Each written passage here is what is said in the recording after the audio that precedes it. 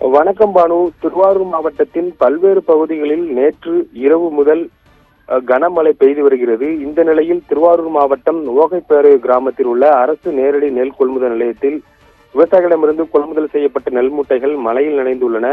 மேலும் இந்த நேரடி நெல் கொள்முதல் நிலையம் முழுவதுமாக மழைநீர் தேங்கியிருக்கிறது. இதனால் விவசாயிகள் கவலை அடைந்துள்ளனர். குறிப்பாக இந்த நேரடி நெல் கொள்முதல் நிலையத்தில் ஓகைப்பேரையூர், நாகராஜன் கோட்டகம், ராமானுஜம் அலி, வடகட்டளை உள்ளிட்ட 10க்கும் மேற்பட்ட கிராமங்களைச் சேர்ந்த விவசாயிகள் தாங்கள் அறுவடை செய்த நெல்லை இந்த நேரடி நெல் கொள்முதல் நிலையத்தின் மூலமாகத்தான் விற்பனை செய்து வருகின்றனர். இந்த நிலையில் விவசாயிகளிடமிருந்து கொள்முதல் செய்யப்பட்ட 3000க்கும் மேற்பட்ட நெல் மூட்டைகள் இந்த கொள்முதல் நிலையத்தில் அடுக்கி வைக்கப்பட்டுள்ளது. இந்நிலையில் மாவட்ட ஆட்சியர் அனைத்து நேரடி நெல் கொள்முதல் நிலையங்களுக்கும் தார்வாய்கள் கொண்டு நெல் மூட்டைகளை மூடி வைக்க வேண்டும் என உத்தரவிட்ட நிலையில் இந்த கொள்முதல் நிலையத்தில் நெல் மூட்டைகள் அனைத்தும் தார்வாய்கள் கொண்டு மூடி வைக்கப்பட்டுள்ளது. அதே நேரத்தில் அடியில் சவுக்கு கட்டைகளால் வைக்கப்படாமல் தரையில் நெல் மூட்டைகள் வைத்திருந்ததால் நெல் மூட்டைகள் மழையில் நனைந்துள்ளன.